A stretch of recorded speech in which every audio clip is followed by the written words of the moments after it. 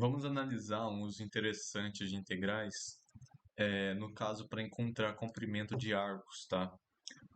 Observe que a gente tem aqui uma função que é uma curva, tá? Deixa eu só fazer ela um pouquinho mais bonita. Eu esqueci de desenhar ela aqui, tá? De qualquer forma, qualquer coisa aqui, tá? Temos essa curva aqui. Se a gente quer saber o comprimento dessa curva, esse comprimento aqui, existe uma forma de encontrar isso aqui utilizando integrais, tá? Como já dá para ter uma ideia que dá para fazer, já que a integral é somar coisas, né? Então a gente pode sair somando coisas aqui e encontrar o tamanho desse arco. A ideia vai ser pegar vários retas aqui, tá? Secantes, né, em dois pontos, e fazer esses pontos tão perto que esse tamanho desse comprimento aqui vai ser o próprio tamanho do arco, tá? Se a gente tiver aqui o comprimento aqui, seja perto o suficiente, dois pontos seja perto o suficiente, observe que o tamanho desse cara e a própria curva que existe aqui se confundem, né? Eles parecem iguais, o comprimento. Então a ideia é fazer esses pontos perto o suficiente para que isso ocorra. Primeira coisa que a gente vai analisar é como encontrar esse tamanho aqui, né? Porque é nele que a gente está interessado. Qual que é o tamanho desse comprimento? Aqui é fácil perceber que vai ser um, desculpa, esqueci, uma hipotenusa de um triângulo retângulo normal, tá? Tá. Para encontrar essa hipotenusa, a gente vai precisar saber o tamanho desse cara e o tamanho desse cara aqui. Vamos chamar isso aqui de ΔX, isso aqui de ΔY. Então, o comprimento L desse trecho ele vai ser a raiz de ΔX ao quadrado mais ΔY ao quadrado. Tudo bem? Mas a gente consegue deixar isso aqui um pouco mais generalizado pegando esses pontos, tá? Porque depois a gente vai ter que traçar, de alguma maneira vai ter um integral aqui, né? Tá, então o ΔX, ele vai ser o quê? Ele vai ser esse comprimento, que a gente vai chamar de xi, menos o comprimento anterior, xi menos 1, comprimento anterior aqui. Com o i, né, vamos fazer o y aqui, depois a gente define o i, tá? E qual que vai ser o y aqui? Então aqui ele é o f, ó, que é o anterior, xi menos 1, com o sucessor, xi. Então aqui vai ser f de xi menos o f de xi menos 1, tá? Com o i igual a 1, 2, 3, até o n. E o que é esses n's aqui, né? Então aqui o a, que vai ser o x0. Então aqui vai ter o x1, aqui vai ter o xi e menos 2, por exemplo. Xi menos 1. E o último, que vai ser o xi, vai ser o b, né? Que vai ser o xi, que é o xn, né? É o último comprimento que é o xn, tá? Então tem n trechos aqui, tem n divisões.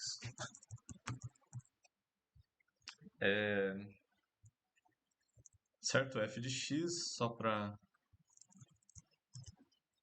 estar melhor explicado, o f de x ele tem um domínio de AB que vai para os reais. Essa função ela é contínua, integrável, derivável e todas aquelas condições que coloca para que isso funcione, tá? De maneira para ser mais rigoroso na matemática, mas é todas essas condições aí. Tudo bem? Isso aqui é uma matemática ideal, né? Certo? Tendo isso em mente, a gente pode continuar aqui. Vamos lá. Agora, o que seria interessante aqui?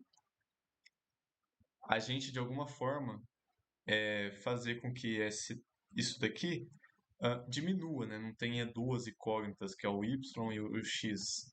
O que a gente pode fazer é utilizar o teorema do valor médio aqui. O teorema do valor médio a gente utiliza para bastante coisa, a gente vai utilizar novamente.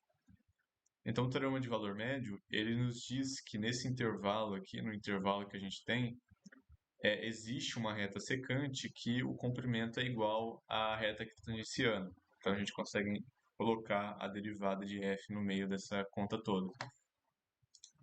Então, com o teorema do valor médio, chama TVM, nós temos que, então, a reta secante aqui, ó,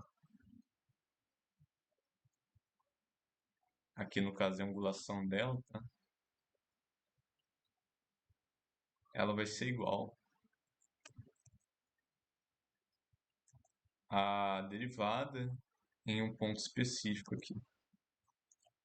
Tudo bem? Vamos colocar um CI aqui, só para não confundir. Tá? Com o CI estando por aqui. Tudo bem?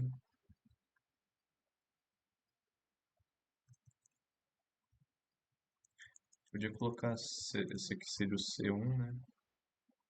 Que seria o C2, CI menos 1, CI. Tá? Então estaria em algum ponto específico aqui. Observe que esse termo aqui, ó, ele é o ΔY e esse termo aqui é o ΔX. Então a gente tem que o ΔY ele é igual, aqui, ó, tá aqui, tá? Ele é o F de CI delta X, tá? Portanto, a gente consegue trocar ali e deixar tudo em função de delta X. E por que que a gente não vai deixar, por exemplo, em função do delta Y, né? Porque a gente quer esse cara aqui, tá? Vai ser melhor, porque senão ele estaria dividindo. Então, o L, ele vai ser a raiz de delta X ao quadrado, mais F, linha de CI, XI aqui, né? Vou colocar um XI aqui, que eles mudam, né? Que não tá o limite ainda. Delta XI. No caso, por que eu falei que muda? Porque o tamanho muda aqui, tá? Pode ser escolhido aí quando toma um limite para aumentar esse número de segmentos. Como todos vão ser muito pequenos, então vai ser praticamente igual a todos eles. Então L aqui, tá? Aqui tá o quadrado, desculpa. Tá, então a gente consegue tirar da raiz esse delta x. Aqui eu só tô manipulando, tá? Sobra f' de ci. Isso aqui é o quadrado. Então sobra isso aqui. E o que queremos agora? Queremos que isso daqui tenda ao limite, ao infinito, né? O limite ali. Então vamos colocar aqui. Aqui a intenção então é tomar o limite. A gente tem vários segmentos aqui. Aqui a gente tem vários segmentos. Aqui a gente tem vários segmentos, então, e que, e que a ideia é tomar o limite para quando isso daqui tiver infinitos segmentos, né? Quando n tende ao infinito, a gente o que ocorre aqui é que eles vão diminuir de tamanho, então todos vai ter pequenos tamanhos e vai ser, no final vai dar a curva aqui, né? Esses tracejadinhos aqui, ó, vai dar a curva, né? Que vai ser bem pequeno, então cada pedacinho vai ser do tamanho da curva realmente. Então, o limite aqui vai ser tomado em cima do n. Então, se a gente colocar o limite do n que tende ao infinito de L, nós teremos limite de n que tende ao infinito de delta x raiz de 1 mais f' ci ao quadrado. Certo. Chegando nesse ponto aqui, a gente consegue perceber. Opa! Me perdoe, isso aqui, desculpa, né? Tá faltando coisa aqui. Isso aqui, esse limite que a gente tomar não vai dar em nada. O que a gente quer, esse comprimento aqui é de uma só, né? Vamos interpretar direito isso aqui que eu, né? A gente não, que eu interpretei errado, tá? Olha só, o que a gente tem é esse comprimento pequeno aqui, que não é isso que a gente quer o tamanho da curva, né? Esse comprimento da curva. O que a gente tem que fazer é somar esses comprimentos aqui quando o n tende a infinito, tá? Quando o n tende a infinito, esses comprimentos vai diminuir, vai ser o tamanho da curva realmente. Se a gente somar cada comprimentozinho, a gente vai ter o tamanho da curva real. Esse é o ponto aqui. Então, esse limite que a gente tem que tomar é um limite de uma soma. Faz até sentido, a gente está procurando uma integral aqui no meio, né? Então, a gente tem que somar alguma coisa. Então, o que a gente vai fazer é o tamanho da curva, sei lá, vou chamar de C, o comprimento da curva vai ser a somatória do I, que começa lá do 1, que vai até o N, né? De delta xi, raiz de 1 mais derivada de f, em ci, ao quadrado, tá? Agora sim, tá? Isso aqui é o que a gente está querendo. Somatória aqui. Essa somatória vai dar uma aproximação por tamanho da curva dependendo da quantidade de n. Se o n for muito grande, a gente vai ter realmente a curva. É o que a gente quer, né? Então, tomamos o limite. Tomemos o limite de n para o infinito. Quando esse limite é tomado,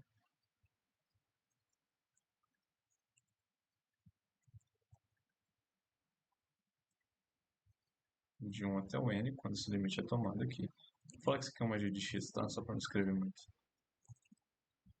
Então, observe que essa soma aqui, ela é exatamente a definição de integrais, né? Então, o que a gente tem que fazer é integrar a g de x no comprimento no caso de 1 até o n, né? Que começa em A e vai até o B. Lembra que a gente definiu aqui, ó. Começa x0 é o A, o xn é o B, né? Então, de A até B, tá? Noção dx. Então, fica a integral de A até B de delta. Esse delta xi aqui já virou dx, né? A gente está integrando em relação a de 1 mais. Aí vira a própria integral mesmo. Pode colocar aqui o próprio x, né? Porque quando a gente coloca no infinito, o ci é o x, não importa, né? Já vamos desenvolver melhor essa ideia que eu falei, ficou meio confuso, né? Dx, tá? Quando a gente coloca ali um infinito, né? Quando a gente aumenta esses intervalos, observe que o C1 aqui, ele vai ser qualquer ponto, porque se for pequeno, é só a gente diminuir. Tá vendo que o C1 aqui, por exemplo, ele é praticamente igual a esses x aqui, esse 2, por exemplo, se fosse um 2 aqui, tá? Se a gente diminuir ainda mais, observe que tanto faz, né, qual que é o C, porque são tudo praticamente iguais. Quando fica isso aqui praticamente zero, então são todos iguais, não importa se é CI, X, ou, enfim. Então a gente pode tomar o próprio X. E o dx porque aqui é o tamanhozinho do intervalo, né? A gente coloca um dx ali, porque com um intervalo pequeno a gente integra em relação ao x. Essa aqui é a própria definição de integral. Isso aqui vai existir, porque se a gente estiver tentando utilizar uma função contínua, então essa integral deve existir. Então, aqui a gente tem a equação. Se a gente quer o comprimento C de um arco, colocar arco, né? Arco de f de x, ela vai ser integral de AB de 1 mais derivada de f quadrado. Integra isso em relação a dx. Então, esse aqui é o tamanho do arco. Tá? Então a gente pode utilizar aqui, por exemplo, em um cosseno, em um seno, ou, sei lá, x ao cubo também dá, né? Porque a gente consegue encontrar, por exemplo, o tamanho desse arcozinho aqui, do x ao cubo, né? Que no caso sobe, não vai para sobe, sei lá, de 2 a 3. Dá para fazer isso.